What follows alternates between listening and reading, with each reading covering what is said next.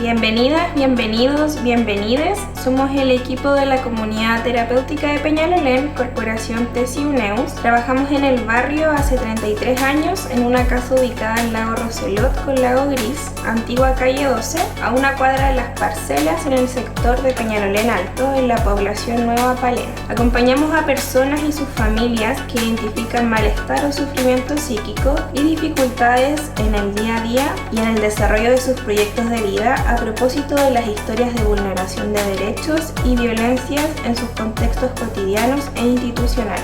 Este podcast lleva por nombre Diálogos entre Mujeres, apoyo desde la salud mental. Les acompañaremos a través de 6 episodios en los que dialogaremos con diversas organizaciones comunitarias e institucionales en torno a la prevención de la violencia hacia las mujeres y en el derecho a vivir en ambientes libres de violencia. Queremos agradecer a la Municipalidad de Peñalolén porque a través de los fondos concursables de desarrollo local 2021, impulsados por el Departamento de Participación, nos adjudicamos a este proyecto.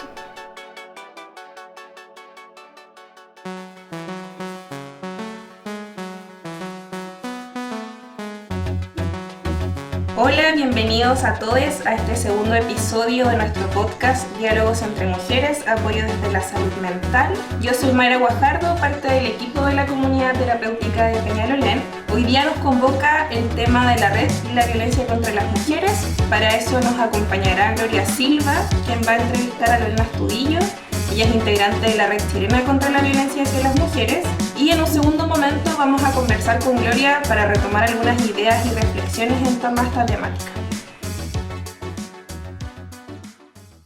Para este segundo episodio nos acompaña, agradecemos y damos la bienvenida a Lorena Astudillo Pérez, 47 años, feminista, activista, abogada y psicóloga, integrante de la Red Chilena contra la Violencia hacia las Mujeres. En adelante leeremos la red. Lorena, eres parte de la Red Chilena contra la Violencia hacia las Mujeres. Antes se llamaba Red Chilena contra la Violencia Doméstica y Sexual.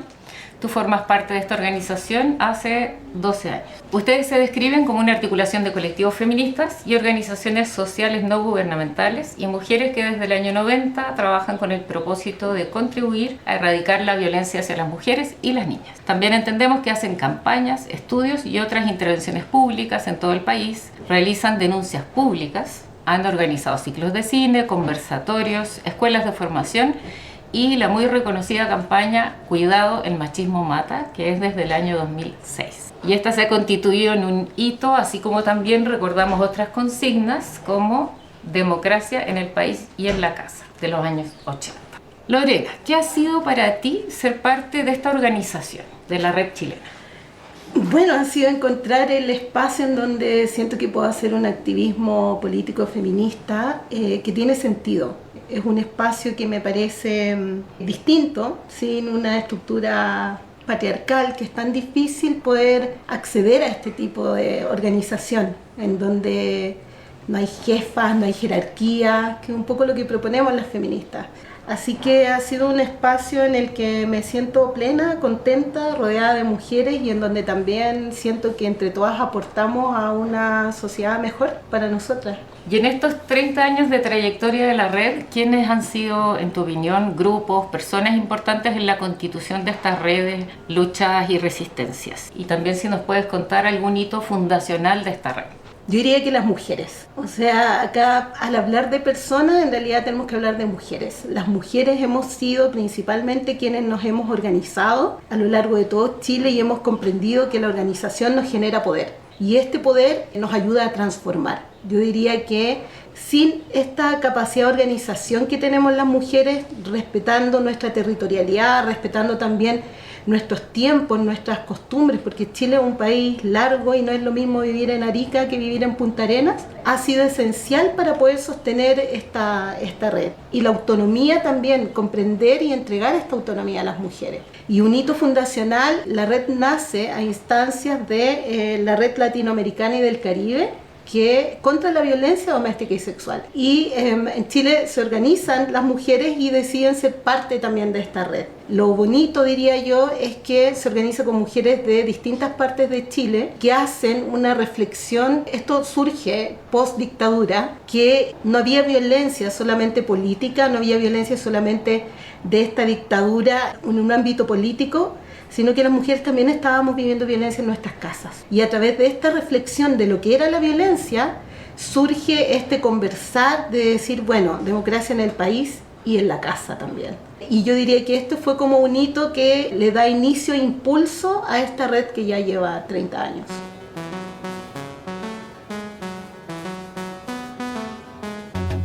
Ahora te quiero invitar a si nos puedes compartir cómo es que llegas tú a esta red y cuáles son los momentos que marcan esta trayectoria tuya en la red.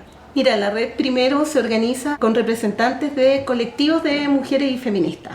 Habían una representante del MEMT, y yo pertenezco al MEMT, Movimiento por Emancipación de la Mujer Chilena. Entonces había como cupos para representar, situación que cambió completamente ahora. La coordinación nacional está compuesta por feministas, mujeres feministas, que tenemos algún tipo de trayectoria o que hemos realizado algún trabajo con la red y que nos interesa, tenemos el tiempo, la disposición de poder trabajar y contribuir a la coordinación nacional. ¿Qué hitos me han marcado en estos 12 años? Yo diría que son muchos y de distinta índole. Creo que el hecho de ver cómo nos juntamos las mujeres cuando tenemos las asambleas nacionales es muy potente, porque una no se siente como sola. A veces también esta lucha por cambiar la sociedad que nos oprime a las mujeres muchas veces es bastante solitaria o tú te sientes como incomprendida, y acá te das cuenta que somos todas las mismas locas que estamos diciendo no, esto tiene que cambiar con la misma fuerza. Yo diría que eso marca mucho. Bueno, otra es la fuerza de las familias en las situaciones de la negligencia de las instituciones, con la fuerza que luchan por que se reconozcan los femicidios. Eso, poder acompañar a la familia en esas situaciones o acompañar a mujeres sobrevivientes también es algo que marca mucho, que le da mucho sentido también a seguir en esta lucha. Y negativamente yo diría que lo que me ha marcado es la indiferencia por parte de la institucionalidad, el atraso por parte de la institucionalidad para hacerse cargo del problema de la violencia hacia las mujeres. Hay mucha utilización partidista, eleccionaria, para conseguir votos, pero a la hora de tomar medidas serias, de poner todos los recursos que les correspondería a ellos poner, no lo encontramos. Hay una indolencia y respuestas, por ejemplo, como que tenemos muchas expectativas las mujeres. Eso creo que me ha marcado de una manera negativa para desconfiar completamente de la institucionalidad cuando habla de proteger la vida de las mujeres.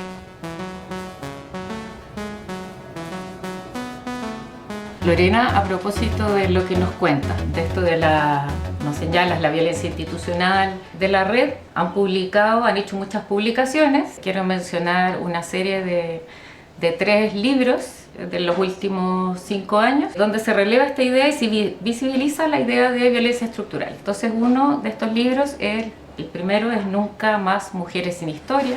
El otro es Violencia estructural y feminismo, apuntes para una discusión. Y el que fue lanzado ahora en septiembre de este año, 2021, Violencia estructural, intersecciones invisibles. Entonces, lo que se plantea es violencia estructural como un marco donde se producen y reproducen los distintos tipos de violencias cotidianas, violencia institucional. Entonces, nos gustaría que pudieras contarnos qué entienden como red por violencia hacia las mujeres, y si nos pudieras contar de qué manera se expresan las violencias en el cotidiano de las mujeres y niñas, aparte de los ejemplos que nos diste antes. Mira, para nosotras, claro, nosotras hacemos publicaciones, hay reflexiones, pero en términos bien simples, me gustaría poder explicar esto, qué significa violencia hacia las mujeres y por qué una estructura, ¿ya? Y por qué además es un continuo. La sociedad está organizada, aunque nos parezca que no, mirando lo femenino como inferior a lo masculino. Eso está en las bromas, está en las carreras que se puedan estudiar, en lo que te asignan para labores, en cómo nos organizamos en la familia. Siempre lo femenino está mirado como inferior. y lo masculino tiene otra relevancia. Para nosotras la violencia hacia las mujeres es una sola, que se manifiesta de diversas formas y que se centra en esta falsa idea de inferioridad de las mujeres. Entonces, cuando nosotros hablamos que es una estructura, nos referimos a que estamos organizadas socialmente, organizadas y organizados con esta idea. Pero además es un continuo, porque nos persigue a las mujeres, independiente de tu edad, independiente de tu condición social, nos persigue a lo largo de toda nuestra vida. Por ejemplo, las mujeres, en cuanto se sabe antes de nacer que vamos a ser mujeres, se nos asigna un nombre y un color. Una vez que nacemos, la mayoría de las costumbres y esta estructura social nos perfora las orejas para que se note que somos mujeres y nos diferenciemos de lo masculino. Luego comenzamos con los juguetes, que también tienen una diferenciación sexogenérica. Cuando comenzamos en la adolescencia, se supone que ya estamos disponibles para el deseo sexual masculino y comienza el acoso sexual disfrazado de piropo. Seguimos luego creciendo y las mujeres pareciera que no estuviéramos completas si no somos madres. Entonces hay toda una presión social además en que las mujeres tenemos que ser mamá, multimujer, y que supuestamente el amor todo lo puede. Nosotras tenemos que tener una familia heterosexual, por supuesto, y somos las mandatadas a mantener, sostener esta familia, trabajar, hacernos cargo de los hijos, de los cuidados, de las personas que no pueden cuidarse. Y luego, cuando llegamos a la adultez mayor, debido a toda esta carga, pensionamos con pensiones de miseria por toda sabemos lo que significa hoy día el sistema de pensiones, pero además por todas estas lagunas, porque nuestro trabajo doméstico no es reconocido, pero además dejamos de ser esta idea sexualizada y pasemos a ser abuelita o mamá, cuando a lo mejor nunca ni siquiera has tenido hijos, pero se te condicionan también ciertas situaciones en que dice ya, entonces ahora es la abuelita, es la mamá. A lo largo de toda nuestra vida, a las mujeres se nos dice cómo tenemos que ser y lo que tenemos que ser. Eso es violento. Eso es una violencia para nosotras. Y eso es lo que nosotras queremos reflejar un poco con este continuo de violencia hacia las mujeres. Tenemos una especie de camisa de fuerza social que nos trata de moldear a las mujeres. Y nosotros queremos romper con eso. A nosotras nos interesa romper con estos estereotipos y con estos moldes impuestos.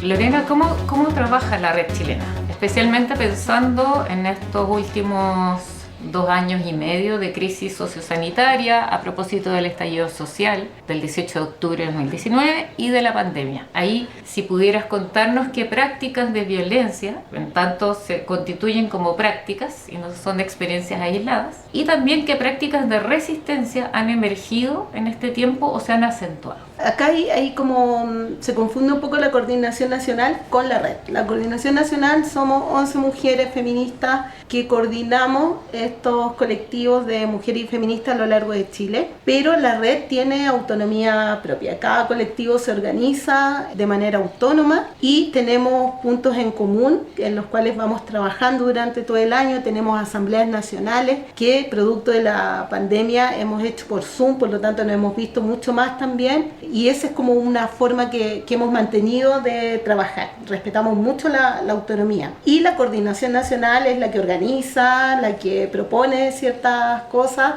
pero las hablamos con la asamblea. Ahora, con respecto a específicamente en el periodo de pandemia, yo diría que la violencia se acentuó en el sentido de que muchas mujeres tuvieron que vivir con el agresor. Entonces, yo diría que acá lo que se acentuó un poco fue la violencia de pareja, porque tuvieron que vivir con el agresor, pero yo diría que un poco lo que hablábamos, esta violencia estructural, también la vimos porque las mujeres nos tuvimos que quedar en la casa cumpliendo los múltiples roles al mismo tiempo en el mismo espacio. Se nos pedía que trabajáramos con teletrabajo, pero además apoyáramos las clases de las hijas y los hijos y también cuidáramos a los enfermos y supiéramos cómo enfrentar el coronavirus. Era todo al mismo tiempo en un mismo espacio. Y se llamaba preferentemente a las mujeres a preocuparse de esto. Tuvimos varios comentarios, denuncias, reflexiones de mujeres que ellas estaban en el living trabajando o en el comedor a la vez que hacían las labores domésticas, preparaban la comida y la pareja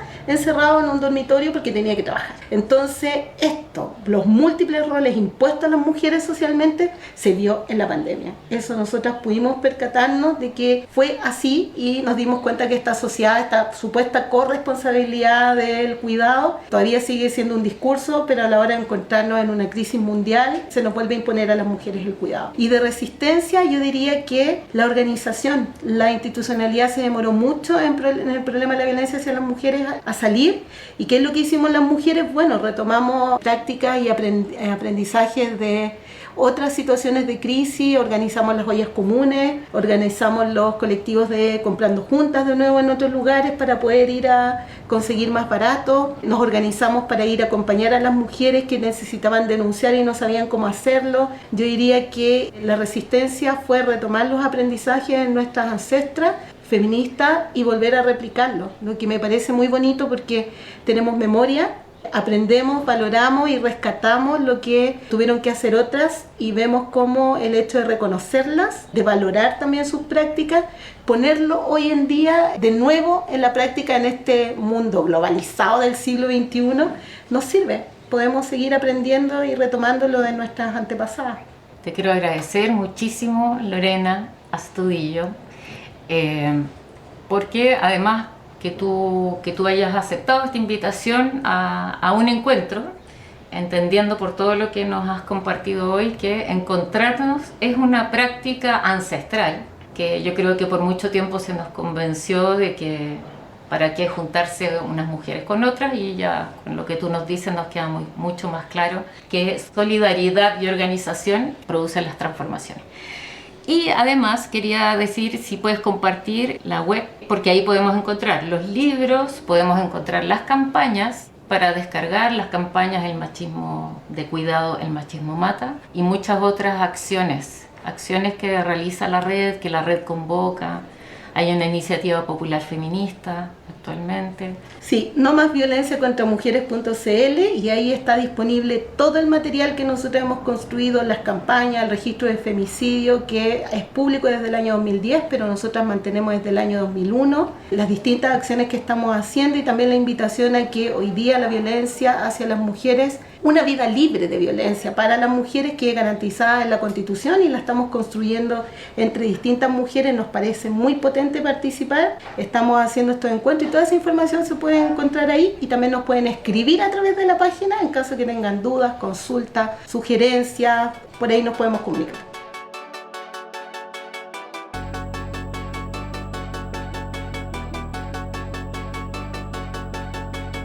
Luego de la conversación de Gloria Silva con Lorena Astudillo de la red, queremos retomar algunas ideas y reflexiones en torno a la violencia contra las mujeres.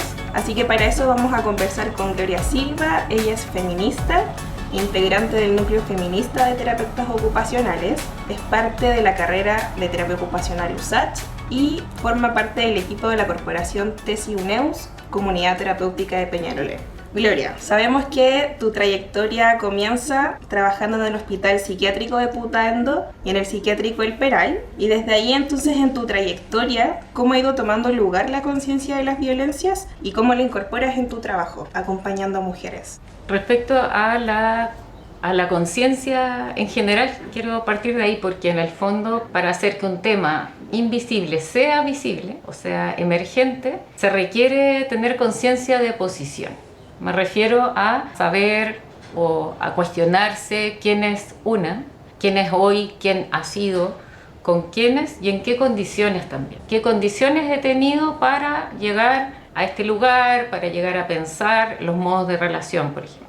Pensando en que las violencias también son modos de relación y de vínculo. En tanto yo he podido llegar a pensar quién soy y todo eso que dije antes, es que uno empieza a notar que hay modos de relación que tienen que ver con subordinación o que son agresiones, donde se juega una relación de poder, de dominación.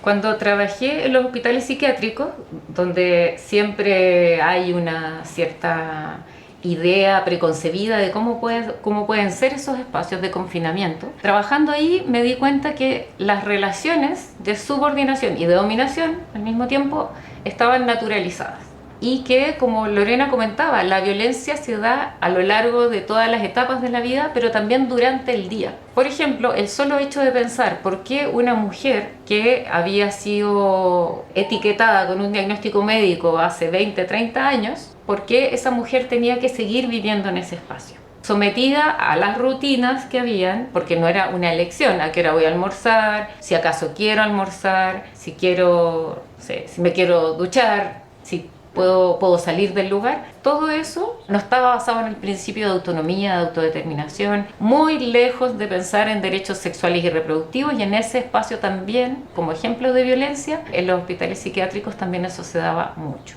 ya sea por abusos, pero también, por ejemplo, la esterilización no consentida. Entonces, como para decir que lo que uno va viendo en estos espacios no necesariamente están siendo articulados ni institucionalmente, o sea, lo menos que hay es una articulación institucional respecto de esas violencias, pero tampoco en la comunidad, en los territorios. Hay mucha gente, digamos, con la que una tiene una relación muy cercana y que cuando una decía, oye, son personas, mujeres que no deberían vivir en un hospital psiquiátrico. Y mucha gente, que digo que es muy progre se llama, o que incluso puede ser crítica, decía, pero es que si no, ¿dónde van a vivir? Entonces, que una persona tenga que vivir confinada en hospitales psiquiátricos o en otros espacios que no hay libertad de circulación, también es violencia.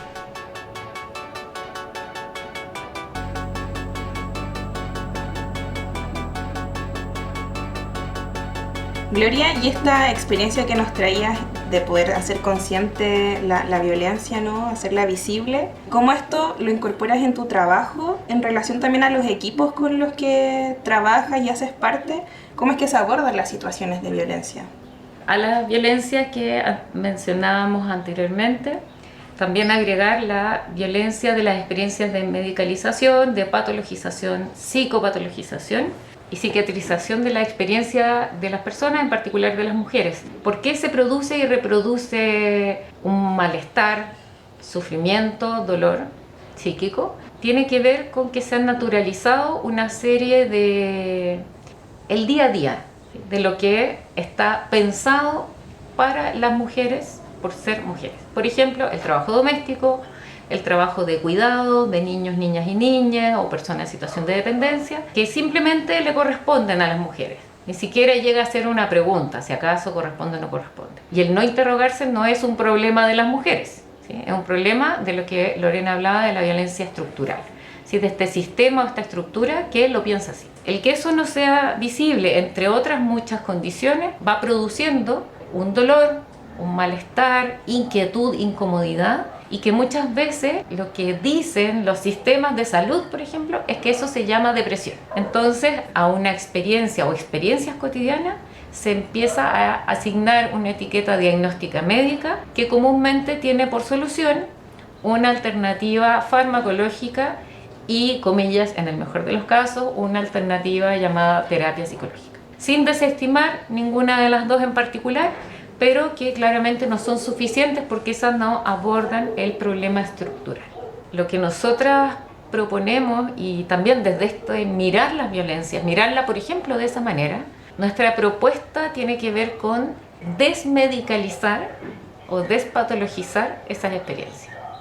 Otro modo de abordar, de hacer un abordaje con especialmente las mujeres en situaciones de violencia, es el acompañamiento. Y ahí me tomo también de lo que nos contaba Lorena respecto a esto de saberes ancestrales, y ahí hacía alusión a esto de que los encuentros o el acompañarnos entre nosotras va generando también reparación, va reparando el tejido, como dicen por ahí. Entonces, para nosotras acompañar, y lo hacemos muy cercanamente, y aunque suena quizás un poco etéreo que es acompañar, tenemos modos de acompañar. Hay un acuerdo con cada persona que tiene este acompañamiento. Hay planteamiento de para qué, cuánto acompañar, dónde, cómo y con quiénes. Y el hasta cuándo acompañar también es una pregunta bien interesante, porque yo creo que el darnos cuenta de que a veces el acompañamiento ya no es necesario, también en sí mismo es un espacio más de reparación. Gloria, y estas formas de acompañar, de trabajar, de encontrarnos, responden igual un poco a lo que tú nos has invitado también al equipo a seguir reflexionando y dialogando en torno a la idea de la resistencia institucional. ¿Tú has podido darle sentido a esa idea, experiencia, historias? Si pudieras contarnos un poco más sobre ese concepto.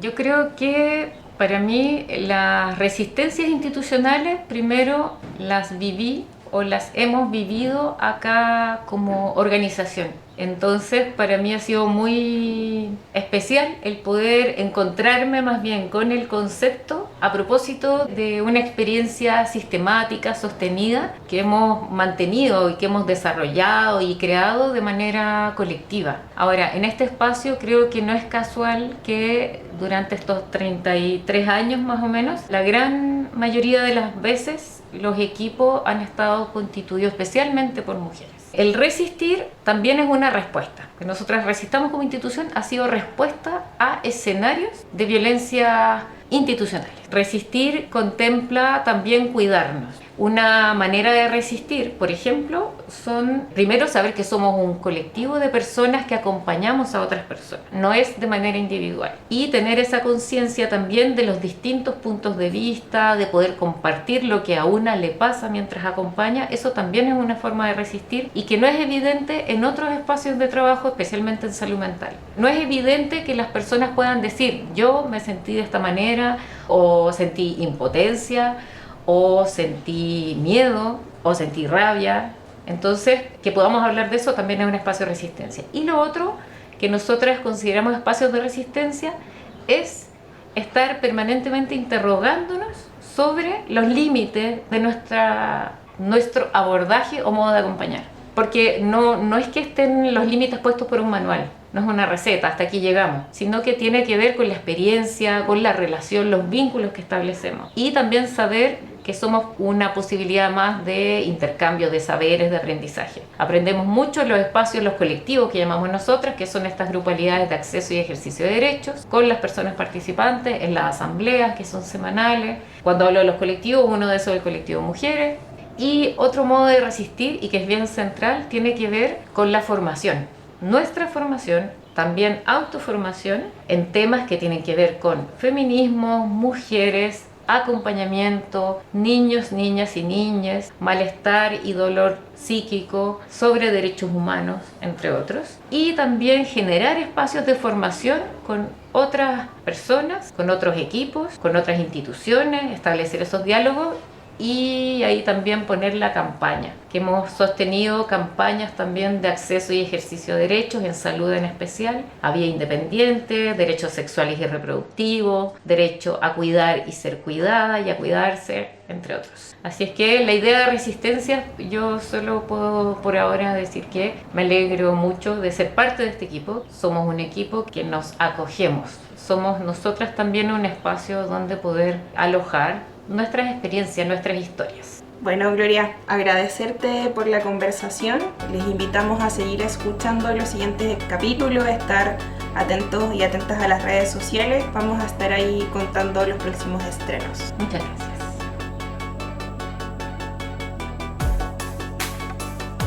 Les agradecemos por escucharnos y les invitamos a seguir sintonizando este podcast al que llamamos Diálogos entre Mujeres, apoyo desde la salud mental. Estaremos publicando en nuestras redes sociales los próximos episodios para que estén atentos y pueden encontrarnos en nuestras redes sociales en Instagram como @grupocordes y en nuestra página web www.cordescorporacion.cl. Nos vemos.